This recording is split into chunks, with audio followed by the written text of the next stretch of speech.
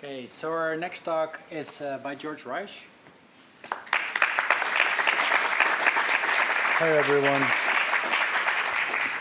I, of course, would like to thank the most effective organizers and all of you. I'd also like to apologize. I've changed my title. My abstract has nothing to do with what I was thinking about 3 months ago. So, I have four sections in this talk. I'm not going to explain what they mean because I don't think that'll help. Hopefully it'll become clear. On the road to structure with Philipp Frank, or towards a decisive transformation in the conception of Philipp Frank by which we are possessed. A decisive transformation in our image of Frank is possible because we've long known less about Frank than Carnap, Reichenbach, Neurath, and other logical empiricists. Upon his death in 1966, Frank's personal papers were lost, leaving us with only scattered batches of documents, those at the Harvard Archives, at the American Academy of Arts and Sciences, where Frank had an office for several years, correspondence with colleagues, publishers, foundations, and others. So in writing a biography of Philipp Frank with Adam Taboli, we're hunting down a lot of these documents, and we are often struck by what they reveal about Frank's ambitions to steer the ship of post-war logical empiricism and philosophy of science more generally in a less formal and more historical, sociological, and the word Frank gravitated to at the end of his life, humanistic direction. Frank faced headwinds as he did this, some of which have come up in earlier talks today. Headwinds from the philosophical profession, as well as from his own organizational challenges, for lack of a better word or phrase. Something of an absent-minded professor, Frank replied to letters often very late and seemed to generally dislike correspondence. He much preferred leisurely, free-form personal discussions that endeared him to some colleagues and many of his students in particular, but it also grated on some of his most important and busy colleagues. Frank was also prone to accidents. He did not fall down a well, but as a pedestrian he was twice struck by automobiles and once narrowly escaped a brush with an airplane. In New York City, in the summer of 1945, Frank was late to a meeting at the Empire State Building because he stepped into the Horn and Hardart automat across the street. Does anybody know what happened? An airplane crashed into the Empire State Building, and it was, Frank later explained to his colleague Harlow Shapley, it was because I was late and went for breakfast that I was not in the building when this happened. Despite these and other adversities, Frank had momentous influence in the history of philosophy of science studies, for he was a colleague of Thomas Kuhn and helped realize Kuhn's famous book, The Structure of Scientific Revolutions, hence my title, On the Road to Structure with Philipp Frank. Given that structure did become a founding text for post-war science studies, Frank in fact helped bring about a rapprochement between philosophy of science, history, psychology, and sociology of science. But his achievement has long been obscured, I'm going to argue today, by the revolutionary mythology that has grown up around the famous book that Frank helped bring to life.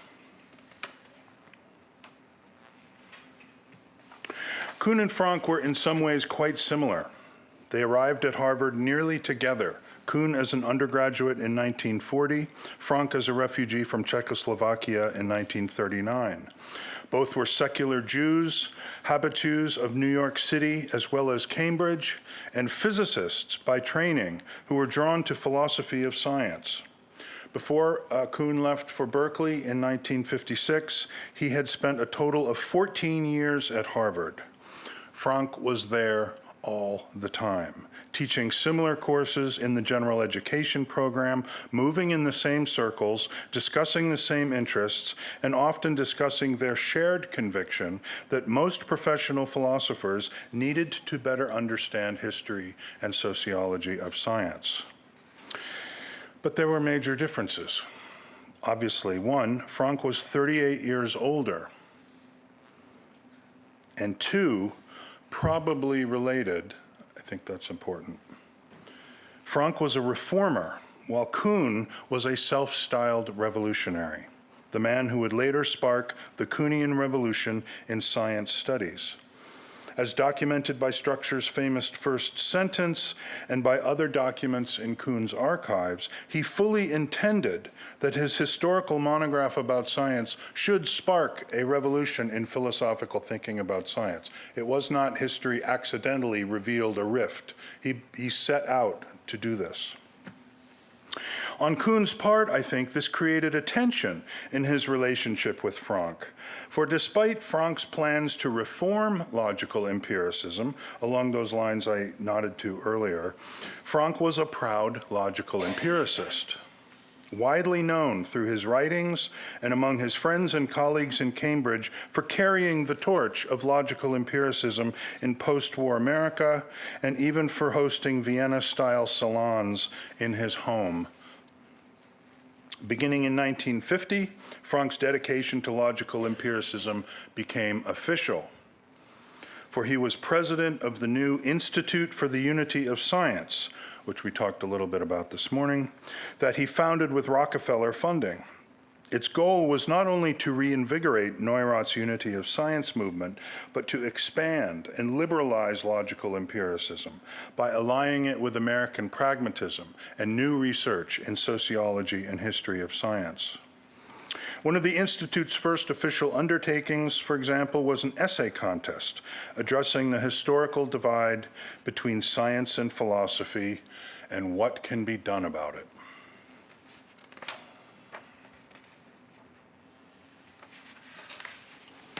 When Structure was published in 1962, it was Frank's long-standing reputation as a logical empiricist, I believe, that excluded him from the origin story that Kuhn sketched in his preface. Drawing on the revolutionary life cycle of scientific traditions that he would detail in the book, Kuhn treated the image of science by which we are now possessed as the fruit of a philosophical paradigm that had reached the end of its useful life. Logical empiricism had no resources, for example, to understand the new discoveries Kuhn offered in the book, such as Gestalt switches in scientific perception, and it clung to dogmas like ideal observation languages and the accumulation of scientific knowledge across long stretches of time that did not withstand historical scrutiny. Now, it was crucial, Kuhn would explain, and crucial to my thesis today, that insiders typically cannot see their way around the problems that beset their paradigm. That is why, Kuhn emphasized, he himself was an outsider. He's not a professional philosopher of science. I'm a historian, he tells us more than once.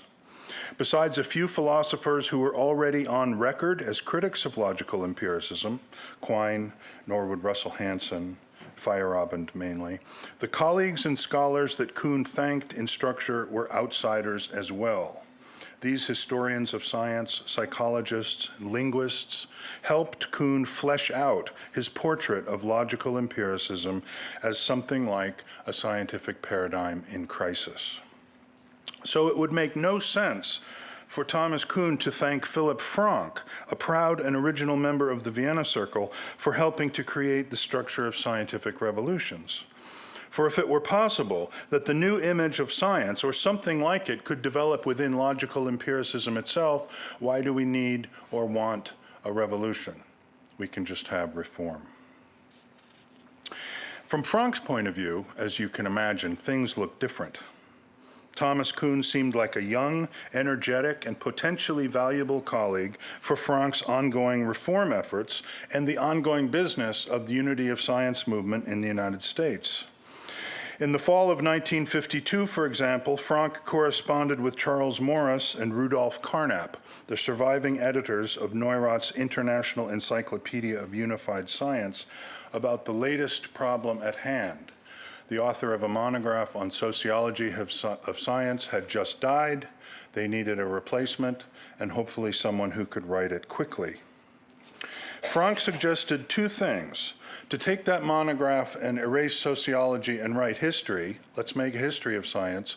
Why? Because I know just the person to write it. He wrote to Morris, we now have at Harvard a new assistant professor in this field, history of science, who seems to me very good. I think he is not as busy and would perhaps be inclined to write it in a shorter time. That's actually a joke, because it took a long, long time. His name is Tom Kuhn, assistant professor, history of science, Harvard University. And Morris and Carnap had never heard of Tom Kuhn, but they accepted Frank's suggestion. Now, Kuhn would later recall that the invitation to write structure came from Charles Morris, and in a narrow sense, it did. Morris handled the administrative details of the encyclopedia, and he spoke to Kuhn personally the following spring when he was visiting teaching at Harvard. That would be the spring of 1953. But in fact, the invitation originated with Frank, and in early editorial correspondence, Morris seemed to treat the monograph as though it were, in some sense, Frank's baby. He had lined this up. For example, when Carnap noticed an ambiguity in Kuhn's proposed title, what kind of revolutions are we talking about? Are these revolutions in science itself, or are they scientific revolutions that occur in some other field, perhaps inspired by science or caused by science? Morris advised Kuhn, when this issue came up, to discuss it with Frank. So my point is simply that Frank is involved in the nitty-gritty details of this forthcoming future monograph. The incident also reveals something of Kuhn's revolutionary posture. Carnap had in fact proposed a slight modification to Kuhn's title. His letter to Frank and Morris at that point reads, "My only comment is that the title seems ambiguous as it stands. ... revolutions in science would make it unambiguous." Kuhn learned of this through Morris, who unfortunately misunderstood Carnap's point and the title Carnap was suggesting, namely, the structure of revolutions in science, which would take away the ambiguity. Morris overlooked Carnap's ellipses and way mistakenly inferred, that Carnap wanted to shorten the title and remove the word structure. This is Morris to Kuhn, the word structure in your fuller title seemed to bother him. It doesn't bother me. In fact, I like the fuller title, but this is only a detail and can be decided later. Well, it was no detail for Thomas Kuhn. He believed his title had exposed the revolutionary rift, the revolutionary divide between himself and Carnap, a difference over fundamentals, and Kuhn was not going to back down. He told Morris that the word structure should stay, and he had diagnosed the root of Carnap's objection as, quote, a feeling that historical analysis cannot lead to the discovery of significant structure, that the structure of science must be logical and cannot be historical. And at this point, Kuhn added that he had in fact talked to Frank about the title, who did not share Carnap's misgivings about the title. Another topic.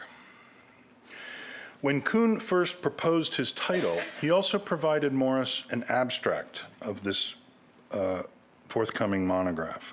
And that abstract indicated it would I'm sorry. When I just got lost. Let's see. Right. He provided an abstract that indicates another role that Frank played in structure's development. When Morris and Kuhn first spoke, I mentioned that they spoke in person, and there's no record of this that we found. Kuhn likely told Morris, he evidently told Morris that he would draw on the case studies that he knew from teaching natural sciences 4, the discovery of air pressure, atomic theory, Copernicus, Newton, and so on. And he would therefore provide a historical monograph based on those case studies. That's what he was teaching at the time. This is what he had done in his Lowell lectures that he delivered 2 years before. In these lectures, importantly, Kuhn had already announced that history promised to undermine established conceptions of science. But the new theory of science he sketched at the time rested in the semantics of meaning systems, quote, meaning systems, as Kuhn called them, which function to simplify and regulate experience so that science can become possible. Kuhn had not conceived of paradigms, and there was very little evidence in the Lowell lectures of the precise focus on the sociology of scientific communities that was crucial to structure. That's where normal science comes from sociology. Now, months later, Morris says, "Send me an abstract," and Kuhn provides an abstract. But Kuhn noted that his plans had now changed. He now described a monograph about scientific revolutions analyzed specifically from within a sociological framework. He sketched it for Morris like this. An innovator does not add new knowledge to old. He rather imposes a new set of categories on nature, destroying and replacing an older set, which, embedded in the profession by training and practice, die hard. So intellectual discovery is necessarily intellectual revolution. I know this is not quite what you were after when you approached me about the volume, Kuhn apologized, but the shift was necessary. He explained, my basic problem is sociological, since it arises because any theory which lasts must be embedded in the professional group by which it will be overthrown. Kuhn did not say what sparked this turn from a straightforward historical monograph to now a monograph with a sociological focus. In structure, he said he was inspired by Ludwig Fleck, whose sociological approach to the history of medicine he first learned around early 1950. But he found Fleck's German extraordinarily difficult, that's a quote, and therefore did not absorb Fleck's insights right away, which might explain why there's scant evidence of Fleck, or sociology of science more generally, in the Lowell lectures of 1951. But it does not illuminate what happened to trigger the turn to sociology that Kuhn announced to Morris. Coming between Kuhn's and Morris's first discussion about a historical monograph in early 1953 and at the end of July in 1953, we're looking for something in the spring of 1953 that might have been the thunderbolt in question. One possibility involves Philipp Frank and his Institute for the Unity of Science, which had always promoted sociology of science as a vital complement to logical empiricism, as Thomas Übel had been discussing. At the Institute's inaugural conference, for example, in 1950, Frank spoke on the logical and sociological aspects of science, and there the emphasis would be on the conjunction, not apples and oranges, but let's put these things together. The next year's conference in 1951 was dedicated to this conjunction. The title of the conference was Logic and Sociology of Science. Quine's critique of analyticity was on the table. The next day it was Frank's Sociology of Science, and we happen to know that Kuhn was there for both days. The significant event, the thunderbolt in my previous slide, however, I do not think was Kuhn's mere awareness of Frank's sociological project. I think it was actual collaboration with Frank in a new committee Frank had formed within the Institute to cultivate research in this new field of sociology of science. In a letter of invitation in late 1952, Frank explained to Kuhn how the new committee would commission and subsidize actual research. So here's Frank going from organizing conferences to talk about sociology of science and what it can do and why it's important. And he's saying, let's not stop there. Let's actually commission research. I've got some Rockefeller money. We're here at Harvard. There's all these talented graduate students. Let's get something going. So he asked Kuhn to come on board that committee. He said Ernest Nagel and Robert Merton were on board and, quote, "We would appreciate it very much if you would help us in our work." Kuhn was eager, and as I read it, I didn't know him personally, but I read a lot of his mail. I think he was thrilled. He replied, "There is no group with which I should rather participate." But 2 or 3 sentences later, Kuhn signaled that he had, quote, "certain reservations about the sample research topics that Frank had included with his invitation, and that he hoped to talk personally with Frank about." What were these reservations? He attempted to spell them out in his reply, but he scrapped the document and wrote "not sent" at the top and sent this reply. If we look at his document, which he did not send, it becomes clear that his main complaint was directed at Frank's image of scientific communities as loosely bordered and therefore susceptible to sociological influence, as Frank put it, from, quote, "governments, churches, and other organized bodies, the pressure of public opinion, the prospect of financial success, improved social status, etc." Kuhn, on the other hand, gravitated to an image of scientific communities as professionally developed and closed to such influences, an image like Fleck's thought collective, which serves, as Fleck put it, the special carrier for the historical development of any field of thought. Thus, Kuhn suggested in his unsent letter that this new committee that he's thrilled to join should focus on those sociological factors which impinge upon an individual scientist, not by virtue of his membership in a national community, say the United States, but by virtue of his membership in a narrower professional group, say the American Physical Society. If my timeline is correct, Kuhn's engagement with Frank over this and other issues in sociology of science was already underway when he and Morris first talked about his writing a monograph for the encyclopedia in early 1953. But it was only after an actual meeting of the new committee in April, when Kuhn went to New York and met with Merton and Frank and Nagel to discuss this new committee, that Kuhn decided on his new sociological approach, specifically Fleck's and not Frank's. Thus, at the end of July, Kuhn would explain to Morris that his basic problem was now to understand historical scientific revolutions through a specifically sociological lens, focused on the way theories are embedded in professional groups. Now, so far as my co-author and I have pieced it together, Kuhn's substantive engagement with Frank largely ends at this point, for there was one and only one meeting of the Sociology Committee.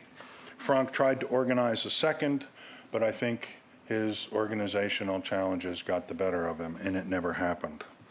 Intellectually, however, Frank continued his engagement with Thomas Kuhn. One reason I believe they did personally discuss the certain reservations that Kuhn alluded to in his letter is that Frank soon treated their disagreement about the nature of scientific communities in one of his most enduring papers, The Variety of Reasons for the Acceptance of Scientific Theories. There's acceptance, by the way, which rings a bell in my mind from previous talks. There he defended his view that human factors render scientists susceptible to sociological influence despite the reigning image of professional isolation from politics and culture that Kuhn defended in the letter that he did not send. Frank delivered this paper in late 1953 at one of his last and most successful events, sponsored by the Institute, namely the Conference on the Validation of Scientific Theories. Because Frank does not mention Kuhn by name, however, it's been easy to miss the fact, at least for me, that Kuhn's theorizing was very much on Frank's mind at this time.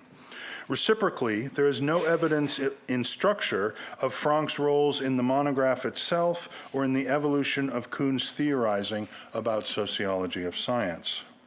There was a moment, however, when structure was poised to at least hint at a relationship between these two books and between their editor Frank and their author Thomas Kuhn. For when Charles Morris read Kuhn's final manuscript in 1962, he likely noticed that there was only one small reference to Frank in a footnote where Kuhn discusses general relativity, I think in the chapter The Resolution of Revolutions. That is a reasonable place for Kuhn to have thought of Frank, for Frank knew Einstein personally, and he had written a popular biography of Einstein, His Life and Times. The footnote refers readers to that book's treatment of public reaction to the popular notion of curved space. To those who did not know better, I believe, Frank appeared in structure as something like a science writer or a journalist, not as a serious philosopher, historian, or sociologist of science in his own right. I suspect that Morris saw this meager treatment of Frank, as I do, frankly, as a kind of slight. So he asked Kuhn to pay more attention to Frank in the manuscript. He mentioned Frank's validation volume, its impressive table of contents, and Frank's, quote, important role in the encyclopedia, saying, so it would be good to have at least a reference to this book. Perhaps you could add it to one of your notes. But Kuhn did not, and it does not appear that Morris or Conant, who could have, but did not press the issue further. So what's the significance of this? Given structure's immense success, the consequences of Kuhn's refusal were arguably substantial for Frank's reputation. For generations of scholars would scrutinize structure and come upon names such as Fleck, Piaget, Polanyi, the New Look psychologists, Benjamin Whorf, and others that were fairly obscure, but who gained scholarly importance and credibility by association with Kuhn's revolution in science studies. If Kuhn had thanked Frank for inviting him to debate and theorize sociology of science, for example, as he thanked James Conant for exposing him to history of science, it is easy to imagine that Frank's legacy might have been bigger than it is. Alongside the classic Kuhn-Popper debate, for example, we might have had the Frank-Kuhn dispute over the nature of scientific communities, and that takes us right into the science wars. So my thought is we could have been better prepared for some of this. Though I don't believe Kuhn's refusal of Morris's request was malicious, I do think it was deliberate. To see why, recall Kuhn's claims that a successful paradigm is not the only thing that maintains the essential professional consensus within a scientific community. There's also the community's shared sense of its own disciplinary history, typically formed and maintained by textbooks which begin with thumbnail sketches of how the current paradigm came to be and why it's so great. If structure itself was to become a founding text for a new phase in science studies, then it too should offer a founding history of where the new image of science came from and what precipitated the revolution. That, I believe, is why Kuhn spends considerable time sketching his personal revolutionary narrative in his preface. There's an important difference, however, between the historical sketches found in science textbooks and Kuhn's account in structure. Those found in science textbooks, Kuhn says, are false.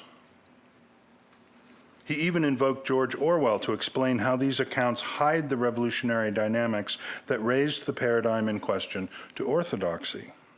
Structure's origin story flips that script to openly celebrate and embrace the coming revolution in science studies.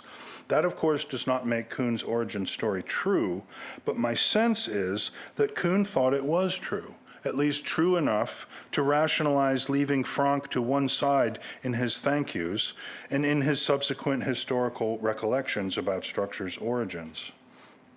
Of course, the documents show that Frank was involved in the origins of structure, in making that opportunity possible, and he too embraced sociology of science as a future path for improving our understanding of science. but if pressed about it, I think Kuhn would have said that Frank did not have quite the right conceptions of the relevant issues, and one way or another did not grasp their revolutionary potential. I say that because that's what Kuhn said about other logical empiricists. In his foreword to the translation of Fleck that appeared in 1979, Kuhn revealed that it was Reichenbach's experience and prediction that first exposed him to Fleck's work. But Kuhn did not thank Reichenbach for scholarly perspective or insight.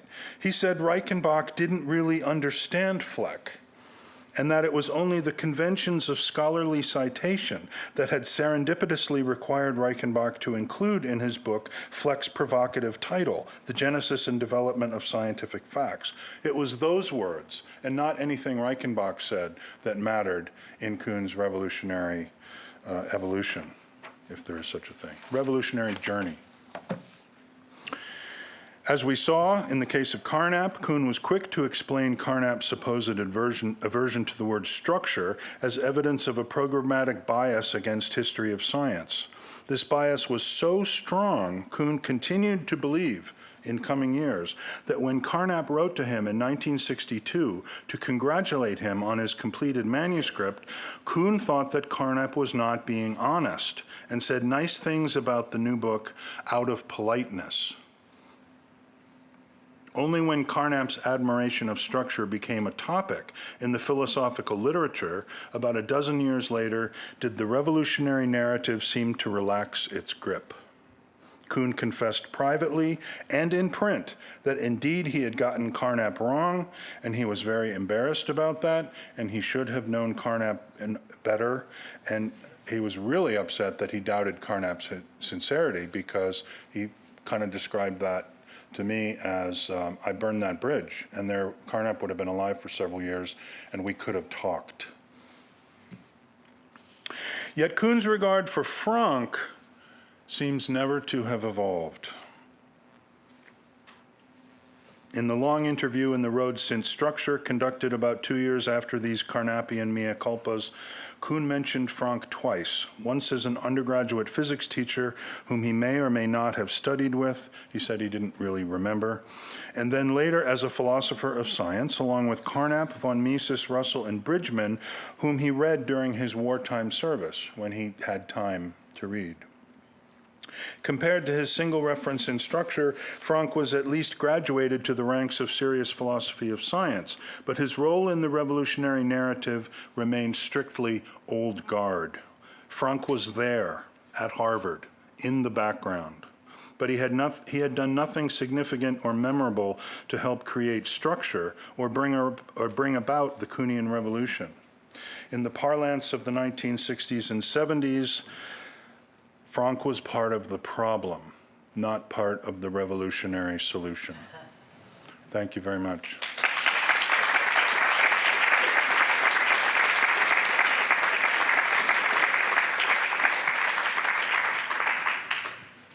So we have about 6-7 minutes for questions and go 5 minutes over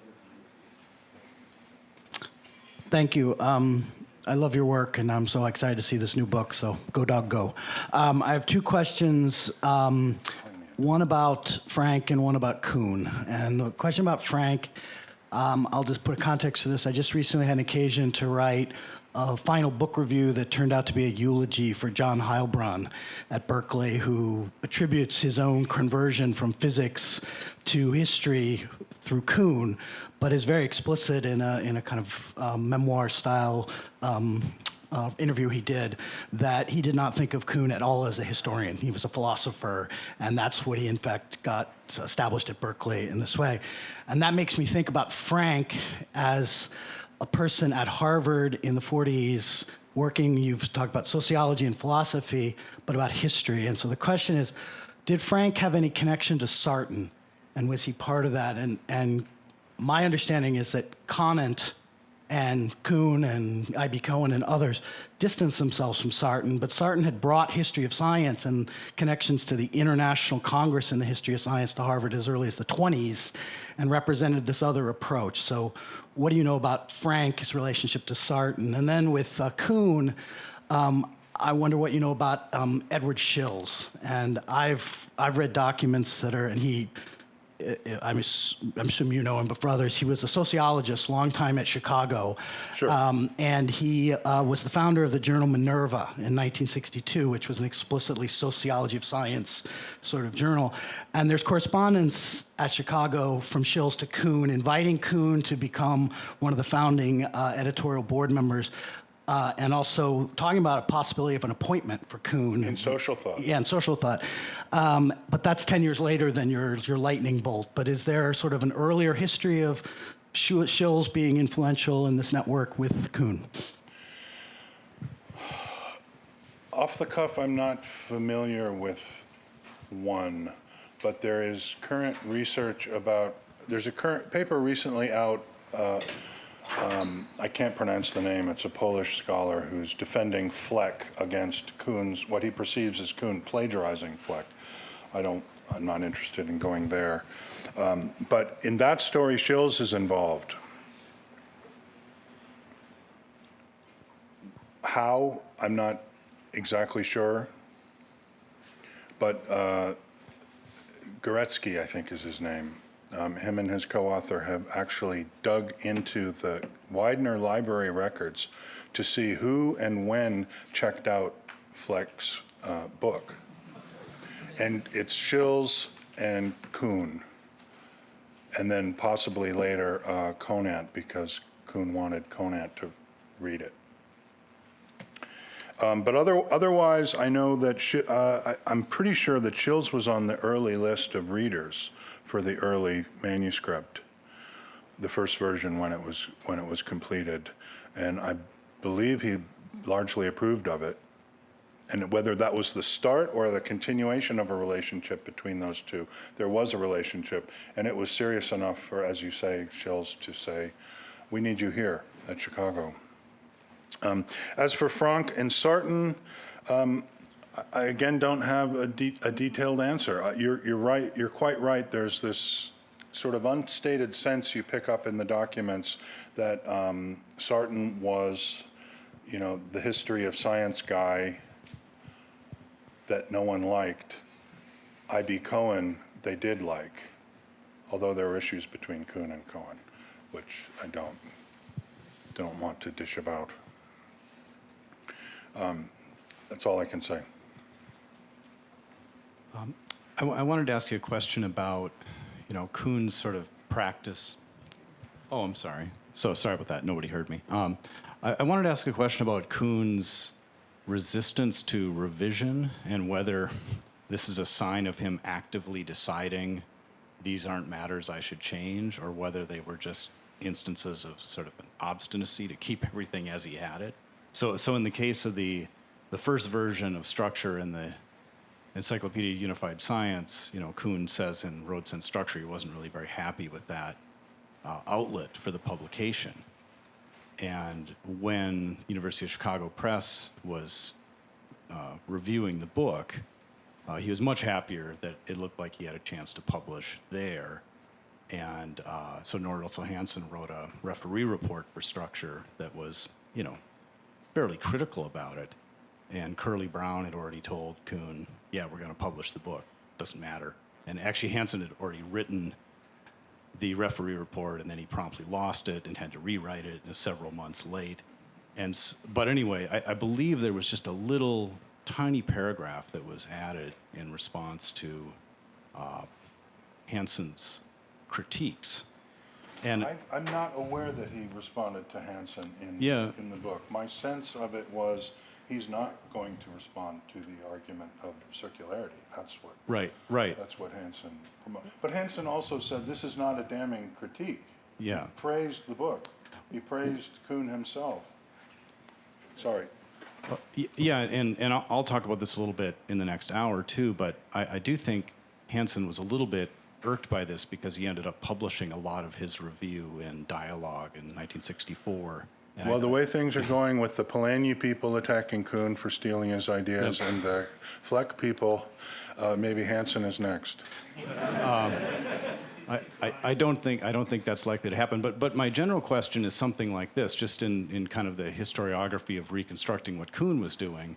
How much of what he was doing was active engagement with the critiques, and how much was, I've already got a pretty good book here, this is pretty interesting, I'm going to leave this alone. So, any of us... My sense is Kuhn was a very good writer, and my sense is his sense too, when he said he finally got a first draft, he was kind of awestruck at how it had finally come out after many years of intermittently trying to write this book. It's largely fleshing out very basic intuitions about the fundamental reality of Gestalt shifts, going back to the famous Aristotle experience. So I don't think he was willing to let that go. In Lakatosh's terms, that's the hard core of the book. Where he's receptive to criticism, my sense is, if that whole has got internal problems or parts of the argument are confusing or don't make sense, he's open to criticism to make it stronger. But I don't think he was open to criticism that it fundamentally doesn't work or it fundamentally doesn't persuade me. I don't think that would have made him scrap the manuscript or rewrite it fundamentally, because when you are offering a new perspective, you absolutely expect some people not to come along, and they're going to criticize it vehemently. Okay, so there's a couple more questions, but I propose we discuss those over the coffee break. We reconvene at 4. Okay, thank you.